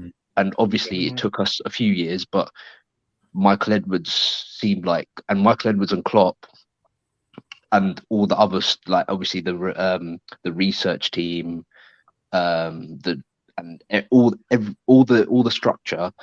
It took a few years for them to get for them to get it right, and eventually get it right. In unison. Yeah, in unison, exactly. So this is what I was going to say. So with Bowley, again, he's very new. It's similar to Todd Bowley. He's very new to owning a football club as well, and obviously he's done it a different way to the way FSG have done it because of the model, and he has been doing this quote unquote football manager, running it like a football manager type of way. But eventually, when he does get the football people in, the correct football people in, with the backing that he's gonna give the club, with the investment, they are going to be a massive problem for the rest of the league. Poch will bring those guys in, though. I think Poch won't let him do what he did before. Can I just spin that onto Seb? Can I just spin that onto Seb? What do you think about your club now then? Because you've now got new owners and they're now doing different things from other owners before. I just want you to have a little bit of a say because you're Newcastle, mate. So. Well, obviously I'm happy. We've done things wisely. And I don't care about Chelsea. Sorry. Yeah. So obviously, like we bought modest players. What the owners are doing, they're engaging with the community. They're understanding the city, how things are run. What's her name? Amanda Stavely. She's she's involved with the women's side of things, like the women's football team, and they're generally. She's a Liverpool fan, by the way, Seb. Yeah, I've heard. But no. But what I'm saying is that the owners, they're generally embracing the city. You can tell that they're doing their research in terms of like Newcastle is a community club. It's a one city club. So the way they're going about things is fine. Okay, they're engaging with our alumni of ex-players. They're inviting them in training to come and speak to the players, people like Shea Given, Alberto Solano. They're getting all these ex-Newcastle players involved, people like Alan Shearer. They're all involved. So what they're doing is the right thing. Okay. Once again, we are going to make some mistakes. We are going to throw some money around, but what we're doing is very calculated. We're not. This summer may be different, but we haven't gone in and broken a wage structure. We haven't signed this player, that player. We don't look like we're going to sign players who we're going to have to fit the system around. We're buying players who are going to work for the system. So what if someone like Eden Hazard, he was a great player, but if you don't in Eddie Howe's system, if you don't work hard, you're just not going to play. Simple. But to stick to the owners, I think they're being very calculated. The transfer window is open. Yeah, we've been linked. We went for James Maddison in January. We haven't just gone back into and given Leicester a take it or leave it deal. We're being very calculated how we're spending money, and the fact that if I'm correct, in July is a new financial year. So the deals, we've got some deals that we want to get done now before the end of June. So that the way it works on our balance sheet, it works in our favor. If that makes sense in terms of the balance sheet. This is what I rate. I mean, like obviously, Seb, I've spoken to you obviously on this channel before. I love the way how Newcastle are doing this. As you said, everything you've just said there is literally that. However, I mean, obviously, in time, I mean, we've seen it with Man City. They've done something very similar over there in terms of the development and stuff like that. But as your team grows, like you said, potentially it becomes the business. Right now, it's the honeymoon period, but they're doing everything perfectly right. But as time goes by, we've got to look at that as a possibility. Do you know what I mean? But at the moment, in terms of like even the Barella thing, for example, you guys were linked with Barella, and then now you've got Tonali. You said again, it's good. This is good running of the club because he can do a Barella play. He can play it as like what Barella plays, but he's more of a team player, I believe, than a Barella is. And Barella, again, it's between like, does he want to leave? Does he not want to leave? AC Milan, Tonali looks like more of a player that's like he's gonna adapt very well. And Newcastle are perfect. It's a massive coup for them as well. I'll be honest. That's actually a fantastic side. Baz, G, and Seb. Can you name me 3 top Italian players? You're going to say this that have come to the Premier League. 3 top Italian players that have come. Zola, Matteo, and De Sena. Zola, Di Matteo, and what? Just players in general, players that have made it. Okay. Barini. Ravanelli, Jorginho. Exactly. I was going to say there's Jorginho. Name 3 top tier players that are like in the same regard as like in the Premier League as a I won't go as far as to say as a Kane or a Salah, but okay, as a top talent. Ravanelli, Viala, Zola. Yes. Jorginho was pretty big. I mean, I'm talking about current. Current. Can you name any current? There isn't any. Now, as you think about it, does that not bring up a big red flag when you talk about these Italian players? The way that we all covered them? Because we're all talking about these Italian players, yet there's really no real what do they call it? Like there's no real test pad. Okay. To be able to say that your play from Italy is going to like, I mean, even if you can go as far as say Pogba, at one point was like the cat's meow coming from the Italian league, and even he hasn't really plastered. We just talked about Lukaku. Obviously, he hasn't go on and blown up into this world star. Yet in the Italian league, he's next level. So I get all the love, and I'm not trying to diss the Italian league at all. They have their own style of play, but it's different than the Premier League, in my opinion. And often when we talk about these players, it's a lot more technical. But that's why Tonali would be brilliant. About this before, Seb. Like it's a risk. No, I get that, but I do feel this player is a little bit different than the rest. I think like good players can adapt. It doesn't look. Every signing is a risk. That's the way I see it. There's no guarantee anyone is going to come and hit the ground running. They may need a season. Someone may need a season. Just because someone has a bad first season, it doesn't mean they're not going to adapt. You've heard me. I've defended Nunes. I think Nunes. Oh, please, thank you. That's a great transition. That's the only thing I want to talk about on this whole. I think Nunes will have a good start to the season. Absolutely. Wouldn't surprise Nunes is scoring over 20 goals next year.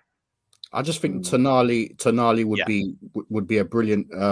I mean, the thing is, when I've watched him, he plays more of a DM or a CM, and I think the Italian players, they like to dictate. It might be difficult, like Seb says. You know what? No player is guaranteed is going to be a success, and it's a risk for anyone. But the thing is, don't say that. Don't say that.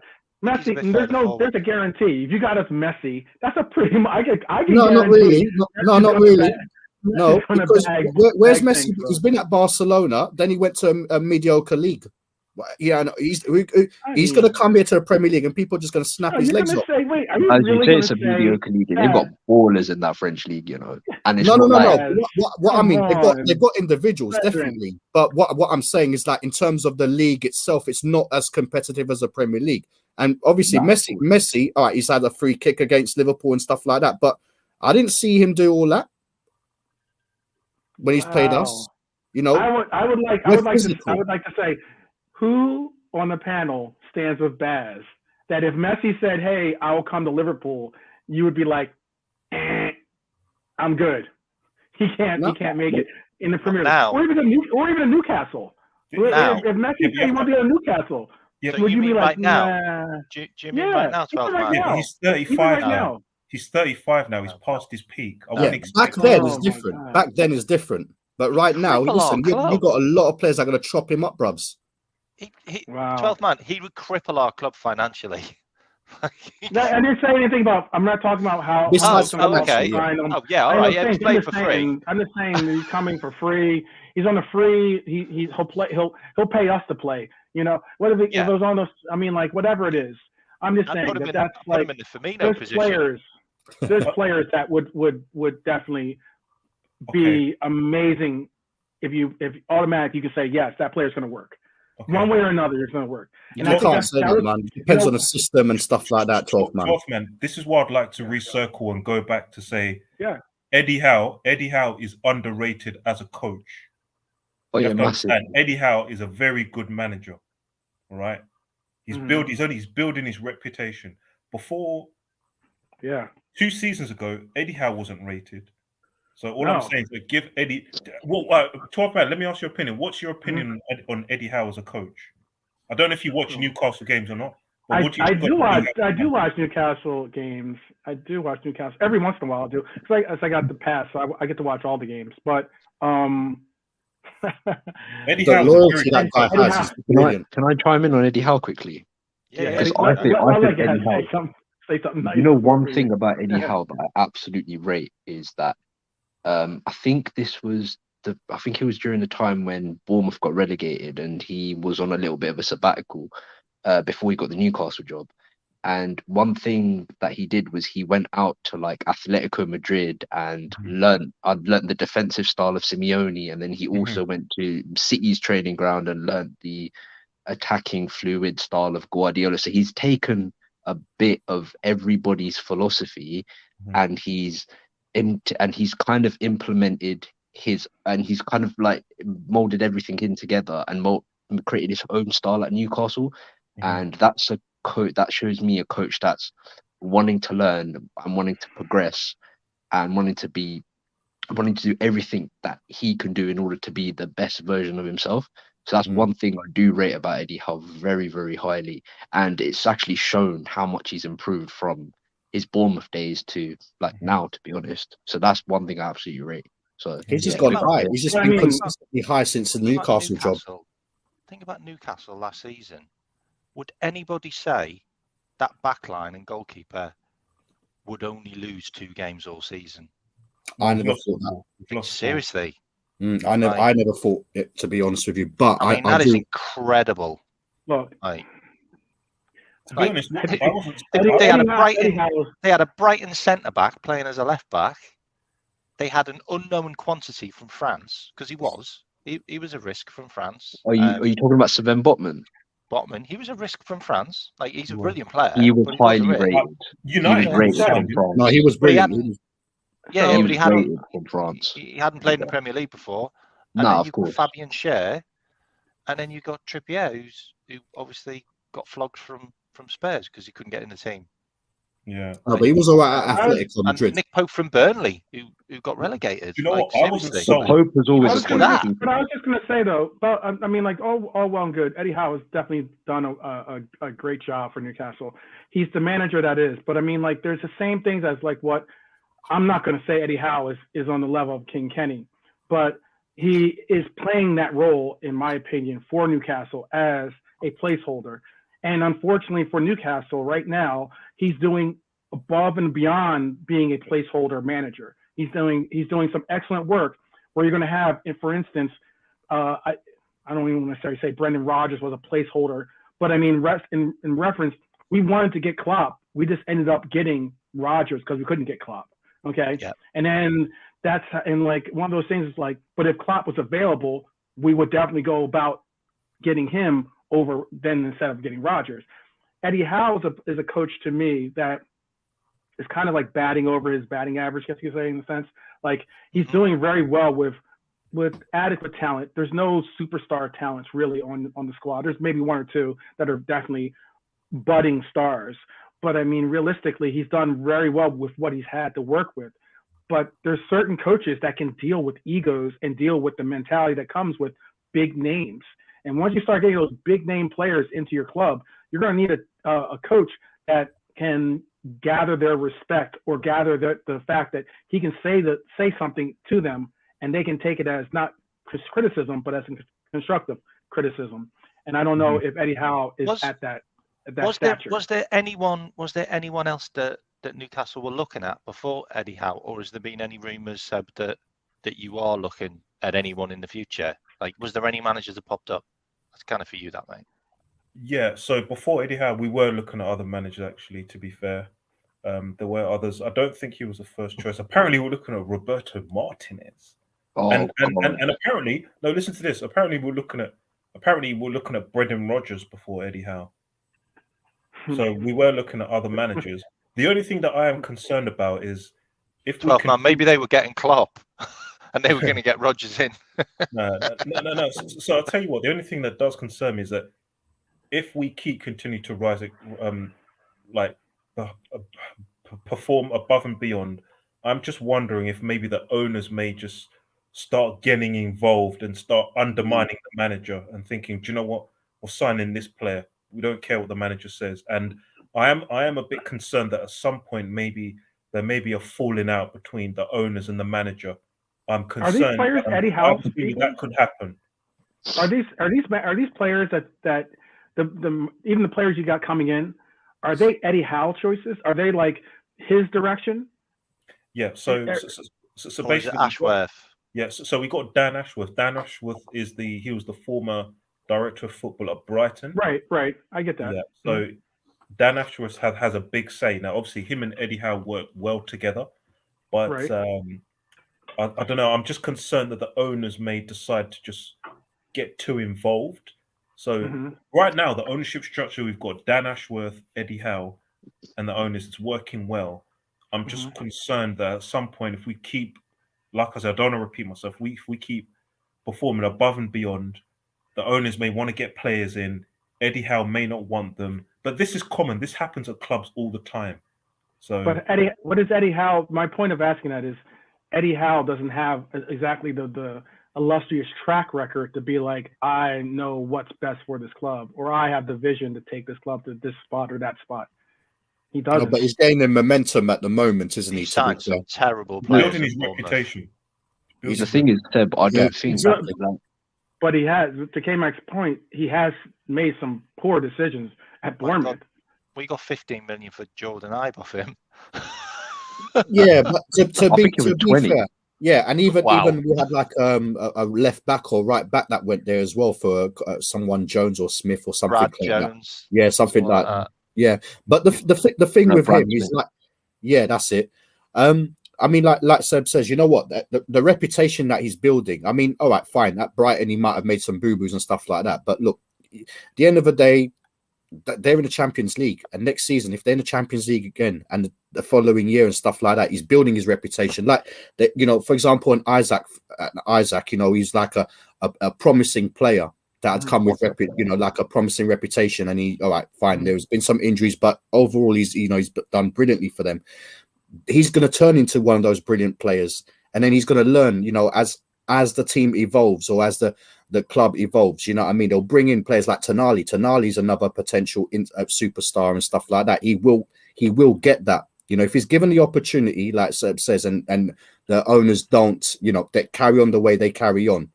That's the best way forward. If you start implementing rules and changes and stuff like that as the power gets to you, then that's going to be a problem. But if they carry on the way, you know, Seb is saying, because he knows his club better than we do, and they're doing these things like the infrastructures, you know, talking to the, you know, getting the legends involved and stuff like that, it will be okay. It'll be okay for them. What The what one do thing you I would want, say, Seb, though- though? What do you want? Sorry, Gags. What do you want, Look- Seb, though? Would you want your owners to come in and just be trigger happy and just go, "There's 200 million." Like, let's get like Jose Mourinho in. You know, not just him, but you know what I mean. Well, if you're asking me, would I want us to change the manager in the next year or so? The answer is no, because we're performing. So changing the manager is not on my agenda at all. Now, Do you think a lot of fans are like that, though? Do you think a lot of fans want it right away? Because Man City wanted it right away, didn't they? wanted what right away? A new manager. Well, they just wanted all the best players, and they wanted. All right. Let all me the tell you money. this, Sky's the limit. because we're say 2-3 seasons ahead of schedule, right? Next season, even if we come 5th or 6th, it's still a good season because we're ahead of schedule. Okay. Now, if we don't finish top 4 next season, but it's not a bad season. Okay. Are you serious?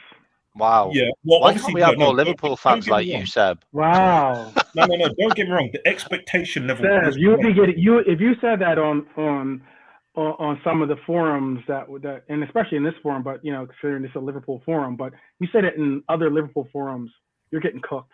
Yeah, but you have to understand. Look You're at gonna the be history of saying, Liverpool. I'm If you're a not Liverpool gonna lie, fan I'm saying getting that, you'd be getting cooked.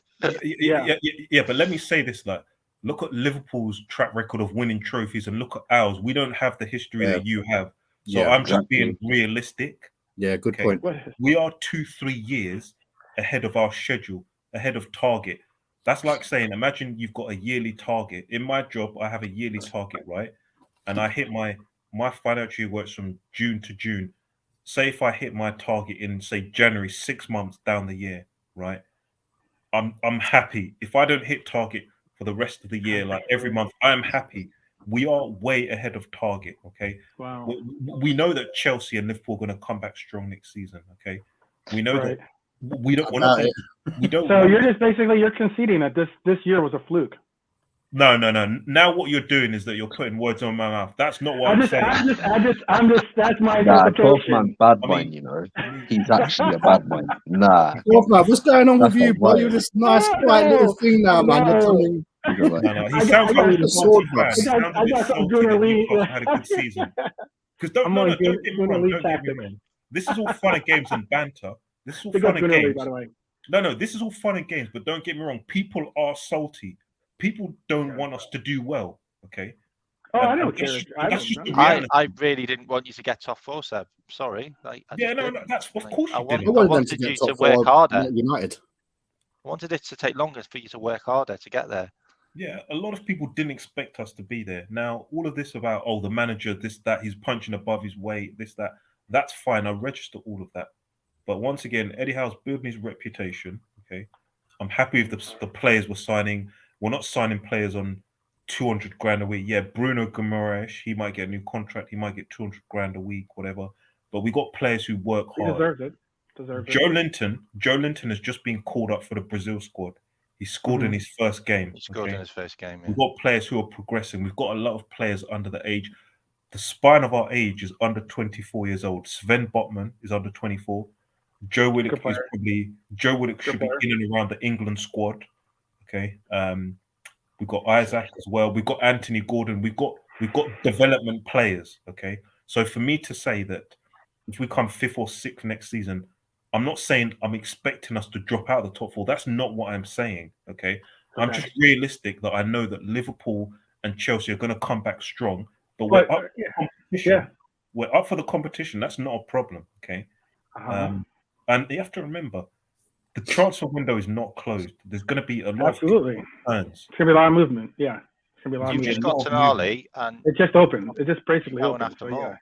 But one thing I will say though, Seb, is when you're because obviously it depends. How long did your owner say how long is the project before they wanna, in terms of like before they actually start wanting to compete and win the league? They said it's at least a 5-10 year plan, but the way that we've performed this season, that's obviously accelerated those expectations. Yeah. So the reason why I asked that question is because it was kind of similar to like Liverpool's sort of plan when Klopp kind of first came in. So I think the plan was to by year 5 or year 4 to actually to compete and win the league.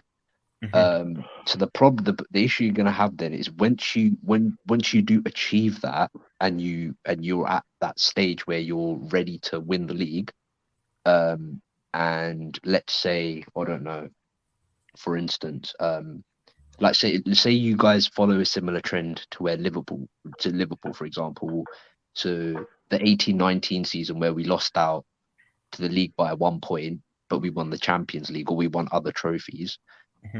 You give, and that was say under Eddie Howe. The following season, your owners are probably gonna do what they can in order to make sure that they're that the team's set up and are in the right position to go on and take it that step further and win the league. And then say you guys do win the league, and then the following season you guys don't even challenge, then the manager will get fired. I know the manager will be fired. But the thing is, the fans' expectation, because once you taste success and once you get to the pinnacle, you want to stay at that pinnacle, and that you don't want to drop. Of course. And the thing is with this is the problem that like Liverpool are kind of having at that moment where we got to the pinnacle, but we didn't, and then in windows afterwards we didn't address all the areas that were required in order to put us in the best position possible in order for us to go on and win the league and like compete on all fronts. I know 21-22 we kind of did, but there were things we could have done, which I believe I've mentioned on previous streams, that if we would have done those things, I personally do think we would have won the league and even the Champions League. But that's hereby. Small things as well. It's small things. So once you get ready, what I'm saying is, once you reach the top, your fans are gonna want to make sure that they sustain being at that top. I agree, and that's what I'm gonna say. And I agree. And even if that means, I don't want to entertain the conversation about changing manager, because Eddie Howe doesn't deserve to be in that conversation. But I agree. I agree. By the way, There will be a point where, look, at the end of the day, the owners are going to be cut through, and especially if someone like Ancelotti is available, they will definitely be on their mind. Right? He's not going to be available. Ancelotti's not going to be available. But I know what you mean. I mean, he's just signed with Brazil. That's the difference between your owners and our owners, but. Obviously, but that's going to open up a can of worms. So, I've got a question for you, 12 man. Sorry, I've got a question. Do it. Let's do it. What would the Newcastle be in America now? As a club, as a franchise in America, where would that sit amongst the fans? Like, where would they potentially be? You know, even if you want to put it as like a baseball team or a basketball team. Oh, as in like who's their equivalent? I think right now Newcastle is the LA Clippers. Okay. The LA Clippers haven't won anything really in the longest time. I don't even know if they have won anything, but they don't really win that much or anything. But yet they have Steve Ballmer. Steve Ballmer is one of the richest men in the world. And, you're dealing with a club that obviously has some type of I know Newcastle is a great city. I hear a lot of different things about how cool it is to live there, community and everything else that's involved with it. So, LA is exactly the same thing, but in LA it's the Lakers, period. Lakers and then the Clippers, So when it comes to a lot of the things I see, the difference is that, but if you look at sheer wealth, the Steve Ballmer, again, the Clippers owner has a lot more wealth than the Lakers owners do. Okay. Interesting. So it's like one of those things where it makes there's a difference in the appeal, obviously, for Newcastle and the Clippers, but I think that's the comparison I would make. And one other point though I want to make too, to what you had said, the only reason why I tried to pinpoint that, I wasn't trying to troll you, but the only reason why I did pinpoint that out is because by you saying that, you sound very similar to some Arsenal fans, that they've got to a point where, oh, wow, we made it to this level, and now they're already backtracking. And I hear ambition be thrown out there, and I hold everyone accountable to who says the word ambition for a club that's in 30 years has won what we've won. Sometimes I think they're thinking about 80s to 70s and things such as that, as if they lived through it. I didn't live through those eras. So the only eras I know about Liverpool, when I started following them, I've followed them since the 90s, has been them being crap, and then winning for 5 years, and from 2000 to 2005, and then being crap again. Okay. And then in 2016, 17, when we started winning again. And then for another, almost 5 years of being in contention to win tournaments or to win silverware. So I can understand the whole word about ambition, but when my ambition is to definitely maintain that, but it's a different era of football. As in, this isn't the 80s and the 70s, especially for Liverpool. It's just not. And if FFP is not going to be applied appropriately, if we're not going to do these different things, and you're going to sit there and say, oh, well, I'm okay with us getting 5th or 6th. I know that you're ahead of schedule, but if you're ahead of schedule, you going backwards is not keeping you ahead of schedule. I think I need to clarify that. Okay. So what I meant is that I'm not expecting us to come 5th or 6th next season. That's not what I'm saying. But what I said, if we do, it's not the end of the world. It's not a sackable offense. I'm just saying you're accepting it. You'll be accepting of it. I'm not saying you're expecting it. I'm saying you're accepting of it. You'll be accepting of it. With an A, not an E. I'm not saying that I'm expecting that. If it happens, but the following season, I would expect us to be challenging for 4th, because you have to understand the whole midweek games, rotating the team and everything. We're not used to that. We're not used to rotating the team. Okay. Yeah. Look up into Leicester. Leicester won the league. Where did they finish the next season? Okay. Sure. Did Howe get Bournemouth into Europe? They came 9th. Did he get them into Europe once? I can't remember now. He didn't. They came 9th and they got relegated the next year. But really, that's what I meant, 12th man, in terms of getting used to rotating the team, all of this, resting players for the midweek games and all that kind of stuff. It's going to be a bit of a culture shock. We will get used to it eventually, because we're going to have a bigger squad and all this stuff, because Eddie Howe doesn't like to make too many changes. Okay. So he has to get used to it. But you're going to have to. Yeah, you're exactly. right. Exactly. And that's what the problem. That's why I was bringing up the Arsenal comparisons, because look, Arsenal talk about, we have bigger fish to fry, or all the other crap and all that stuff, look, it gets different when you have to involve yourself in different tournaments and you're playing in different days, and it's shorter turnarounds, and now you have to bring more rotation to the squad. And if you're going to put emphasis on certain cups over other cups, you're going to have different players playing, and they're going to get used to a lot of different things.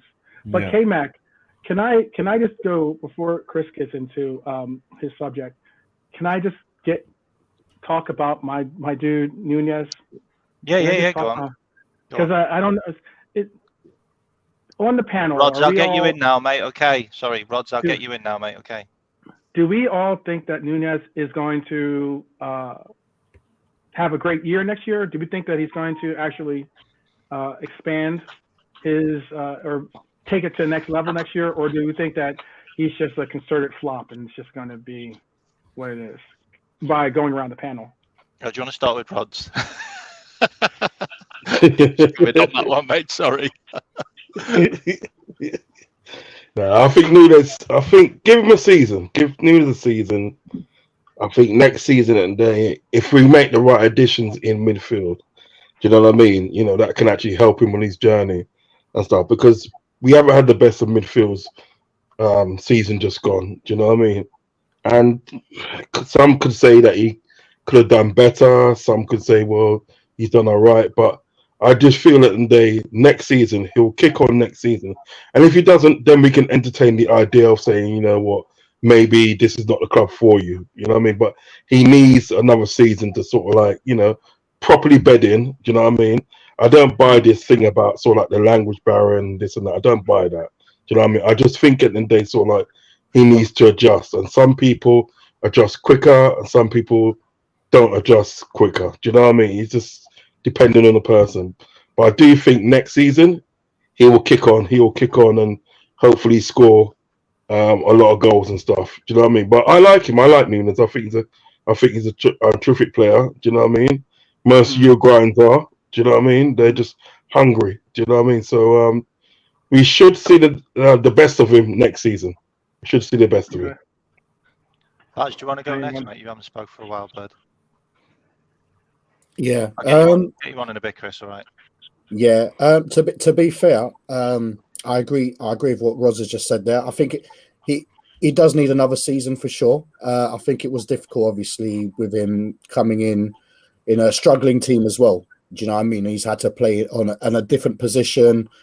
The thing is, he needs a little bit more training. You know, he needs someone to say, look, yo, he needs, like, if anything, if we could have got like an Ian Rush or a Robbie Fowler, for example, like a forwards coach to just say, look, when you're in a box, this is what you do. Because when I look at him, I think he's got 101 different things in his mind that he wants to do. And because he wants to impress and the price tag and all that kind of stuff, it's difficult for him. I think he's definitely got a future, but what I think I don't know, but we're going to see this next season for sure. Yeah, well, I mean, if we do have midfielders in and that can help him do more work and stuff like that, and he does less work in terms of defending, I think what we'll need to see is if he can be on a rotation as well. Now, the reason why I mentioned the rotation is because at the moment it looks like Gakpo has got that false number 9 role at the minute. Now, it's good to have options, you know what I mean? Like, you know, different options from the bench and stuff. Is he a player that needs to be consistently played to get confidence in? Or is he someone that could just do the work, the extra training and stuff like that to get him into a level and, you know, he'd be okay with it? So that's my views on it. But, you know, he's gonna improve. Hopefully he's gonna improve. I think there is definitely a player in that. He's got pace, he's got power, he's got all the attributes to be one. I think is if he does get the positioning right, or not the positioning, but if he gets like a role in the team and not just being played anywhere and everywhere sort of thing, then you'll probably see a better player with confidence. What do you think? Yeah, Chris, agree, man. Chris? Yeah, man, you're up. All right. And I completely agree with what Uncle and Baz just said. I think a lot of fans, I understand why a lot of fans have been discouraged, because I think we wasn't expecting such a raw talent in him.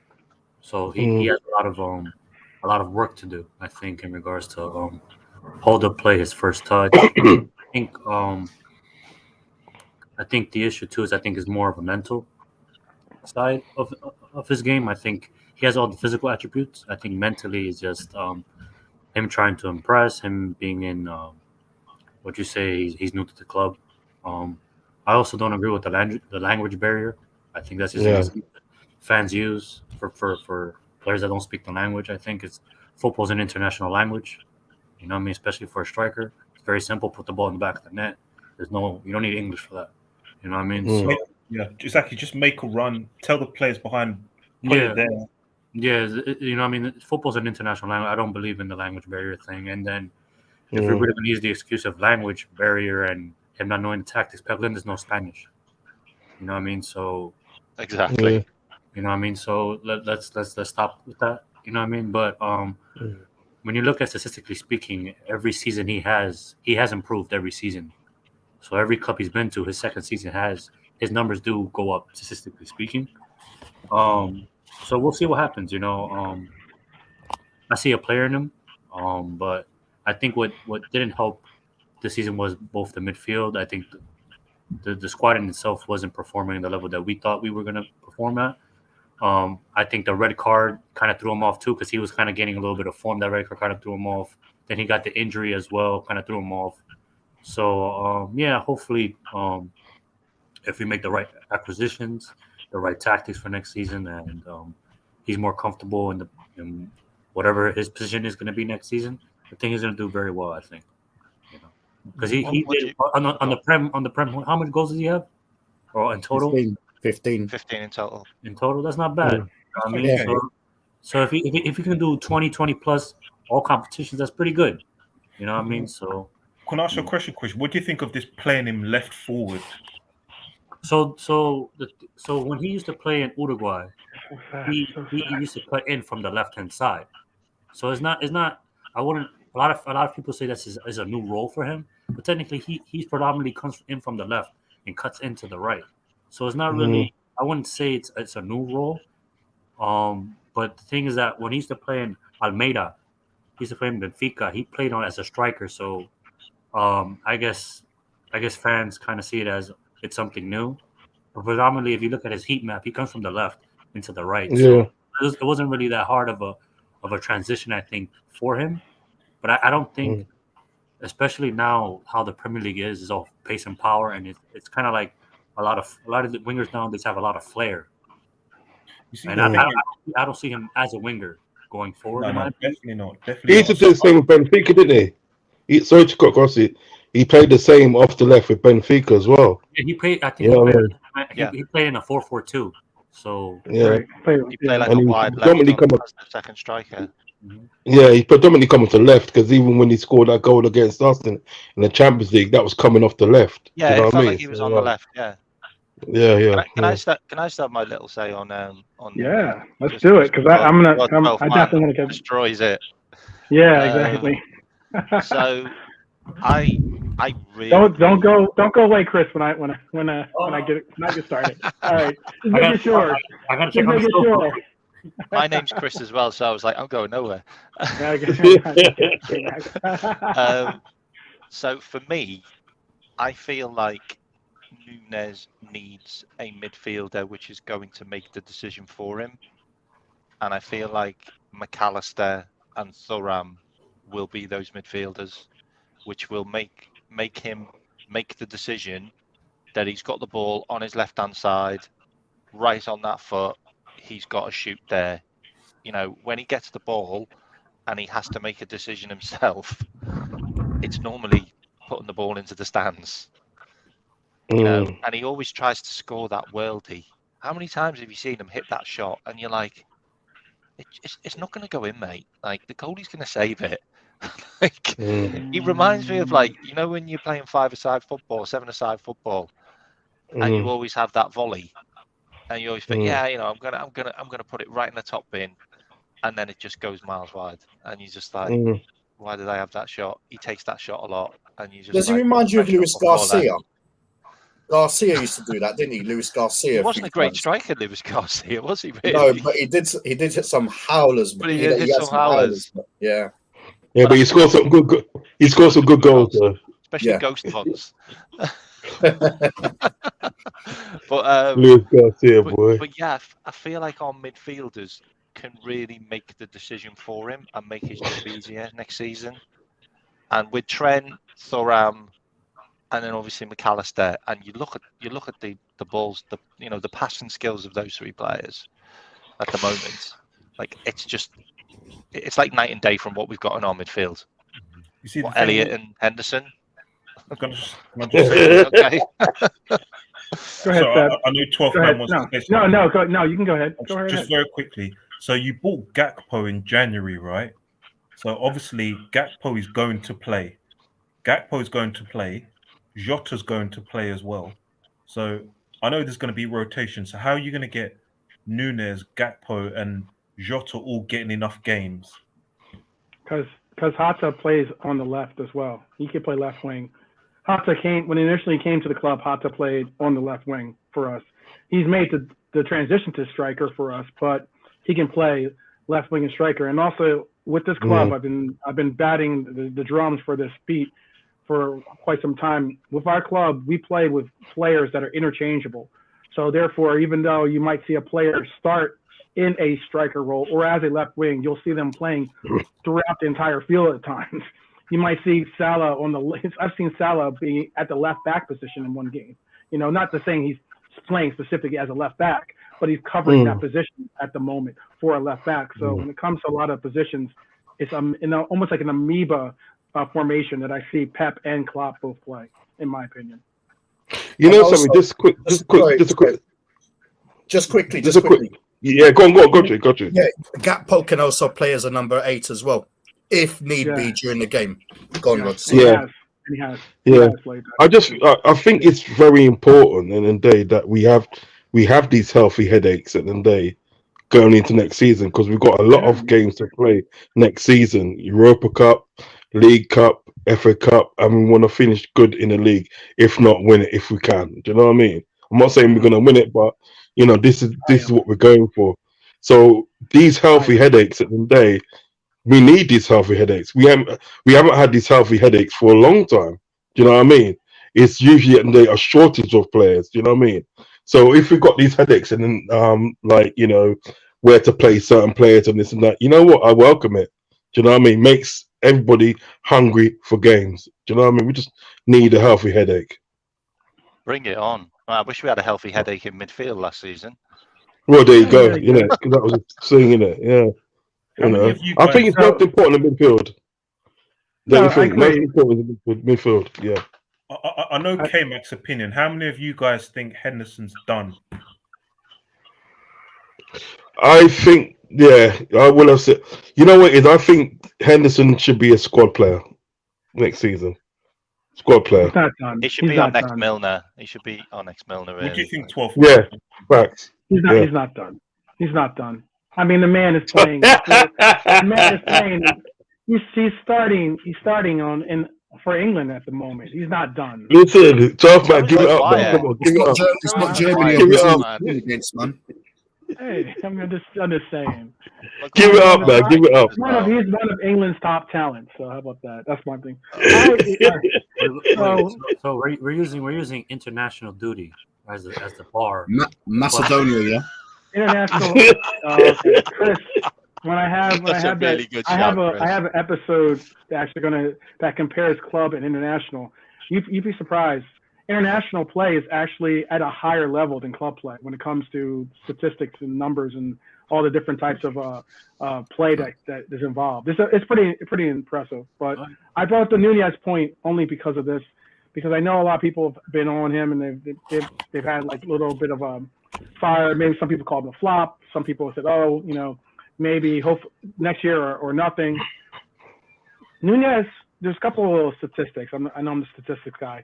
But Nunez, first year at Benfica, scored 14 goals, right? First year at Liverpool, he scored 14 goals, right? For Liverpool, 14, right? Or is it 15? 15. 15, okay. 15. So second year at Benfica, he scored 35 goals, okay? So 31.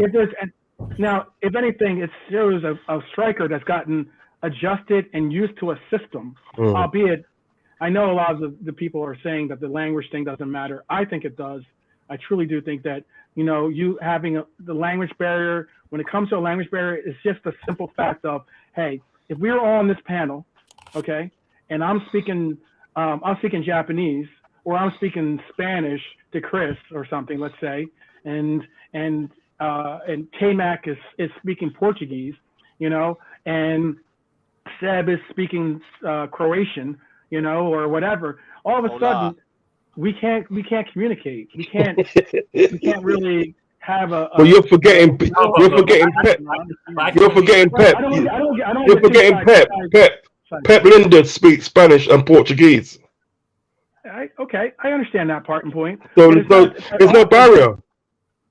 Okay, but I mean, like, it is. There's been times when. Man. Hold on. There's been times that Nunez has openly said that he doesn't understand what Klopp is speaking or saying, and as he's learning English and everything else. But it's one thing to hear it from your coach, and it's another thing to hear it from an interpreter, or another thing to hear from the assistant manager that has to talk to him and has to maybe say. No, it's not though. I don't want to get. I'm not trying to say that this is the only reason why he hasn't banged it. Klopp's only probably said one thing to him: stop shooting. Okay. 12th man. Let me quickly just say something. Irrespectively, what it is, right? I get what you're saying to a degree. However, that saying. All right, and it's an old Liverpool saying. All right, it's probably me and probably Rods might know this, and some of the others. All right, basically, there's this saying that at Liverpool back in the day. I think Shankly had said this. If you're in any doubt in a penalty box, put the ball in the back of the net, and then we'll discuss the options later. That's exactly what he needs to do. All right, just put the ball in the back of the net. When you look at your Ian Wrights and your Alan Shearers and stuff like that, all right, I know they're English players, but it's a striker's role is so universal in anything. Their job mostly, is to put the ball into the back of the net, and that's what he needs to do. And I agree with that. But I mean, like, if anything, you know what? All right, so we just spoke about these different things, and I have some statistics to drop on your heads now. But like realistically, Scraps has said a great quote. He said even in Nunez's second season at Benfica, when he scored a lot of goals, he still missed a lot of chances. He's just that type of player. Well, if that's how he looks at it, that's one thing. However, what I am saying is Mo Salah is a player that needs a lot of shots to score his goals. We can all agree with that. He's not he needs repetition when it comes to shooting, And when it comes to Nunez, you realize the only player on this team that had more goals than Nunez is Mo Salah. No one else. Yeah. So we're talking about a player. He's decisive. We're talking about a player that has scored the second highest score tally on this club. But he's decisive. He's not even playing striker, solely striker. It's not like we're feeding the balls like Erling Haaland's getting fed. He's playing left wing, he's playing striker, he's playing wherever he needs to be to fill in. Those things are pretty outstanding when you see and think about the potential and everything else and how it's going to eventually come to fruition. Another thing, so non-penalty expected goals per 90. Okay. Only Kylian Mbappe and Erling Haaland have a higher NPXG. Only those two players. Is that Nunez? Is that right? Yes, that's absolutely correct. Okay. I know he was doing insane shots on target type right, stats. I knew he was doing insane numbers for that. Well, then let's speak about expected assist goals, XAG, which means you're expected to get the assist. He's at 0.29. There's no one better than in the 90 than him this year. That's impressive. But nobody's saying that today. Yeah, but nobody's saying anything bad against Nunez. And I happen to think at the day Nunez is a great player. You're underselling his. The point of what I'm trying to get across is that you're underselling his first year. His first year was not a bad year. Okay. No. Yeah, but I'm not saying that. I'm not saying. I'm not saying that. I'm not saying that. Exceptional. He just needs a bit of work. That's all. No, but the thing is, 12 man, we're not saying that. We're not. No, hold on, because I was just saying something. We're not saying that like his first season. Yeah, I get it in his first season. I did say at the day when I was talking about Nunez, maybe at the day if he got was getting the right help from the midfield, i.e., if we had a better midfield, his numbers might have been better than what it is at the day. He just needs another season at the day to really show us what he's really about. Do you know what I mean? I understand at the day that he scored certain amount of goals and everything that in this season. Do you know what I mean? And I often think that some of fans that they were comparing him to Erling Haaland. Erling Haaland and they bagged all these goals and everything that, and was thinking and why can't he do that? Do you know what I mean? But what I'm saying that with a lot of people, just calm down, wait till next season and everything that, right? And trust me, he's gonna blow up next season. He hasn't done too bad now, but next season he will blow up in a big way. Him and Gapper and they are gonna be bagging goals next season. I'm telling you, and I will stand by that. And on that note, we'll end this chat. Sorry, Uncle Rod, you ended it perfect there. Thank you very much. Well, we will. Thank you very much. Again, all right. 12th man, we'll continue this, all right, mate. We'll continue. Yeah, we're gonna have to. We're gonna have to. I didn't really get to bring up Nunez just as I was going to end the stream. No, I mean, like it's something that needs to be said. 'Cause I think that he's under his play this year has been good, and people have rated, like, obviously our rivals say flops and this and that, blah blah blah. But I think that's often, them though, isn't it? People, it's under. If you were to tell me that the second highest goal scorer for our team is not contributing, I'd be like, what else do you have to do other than be first? That, by the way, other than be first, he has other than Trent Alexander-Arnold, he has the most progressive passes received in the per 90, as in like the person that actually makes passes and receives them. He's at like 9.6 or something like that. Only Trent Alexander has a higher rating. Like, these are numbers that people don't want to like crunch and put into the equation, because sometimes we just often get into this punditry or this parrot punditry where we just parrot what pundits say. It's the same crap I hear about Trent Alexander can't play defense. He can. Well, man, I'm just going to piss you off a little bit by saying Suarez was better. Actually, Suarez has had a better year than Nunez. I'm messing about. Suarez's first year. Thank you, Baz. I appreciate that one too. I'm messing about. All right. Can everyone just give their channels a shout, and we'll definitely catch up again. Baz, do you want to start us off, mate? Yeah, K-Mack, thanks for having me, man. I really appreciate it. Big up to the chat and everybody in the panel. You can find me on my YouTube channel, LVFC TV. I just dropped a video earlier on this morning, so check that out. But yeah, there's probably going to be maybe a couple more I'll get in before my surgery, my ACL surgery. But big up. Cool, man. Thanks. Seb, have you got a channel, or do you want anyone to hit you up on Insta or Twitter? You on those? Yeah, I've got an Insta, Twitter account, but I don't really post that much. But yeah, 12th man, I followed your Twitter. Oh, I appreciate it. As I already followed yours, and I like the rest of you guys, Chris and Uncle. Pleasure to meet you guys, man. Catch up. Yeah, pleasure to meet you as well, fella. We'll definitely be speaking again for sure. All good, man. Cool. Have a good weekend, everyone. Rog, you want to do yours, mate? Yeah, Anfield Uncle Rod's got the debate show tomorrow evening, which 12th man's usually a part of. So he'll be on there tomorrow. Giving his debates. Mr. President, he's going to be running for president soon. Also on Instagram, Anfield Uncle Rod's, and also on Twitter as well. Big up Baz, big up Seb. Pleased to meet you, my friend. Hopefully we'll catch up again soon. K-Mack, thanks for having me on. It's quick. I wish I was on earlier, but yeah, thanks for having me on. Chris is, it's always. It was an impromptu show. It was an impromptu show. I just. Yeah. Cause I was doing so, but you know what? Thanks for having me all the same. Chris, big up Chris Angel, big up yourself, and Liverpool 12th man, big up yourself. Always love debating with you, my friend. Always love debating with you. Yeah, all love. You know what I mean? So yeah, thanks for having me. Cool, Rods. Have you got a channel, Chris?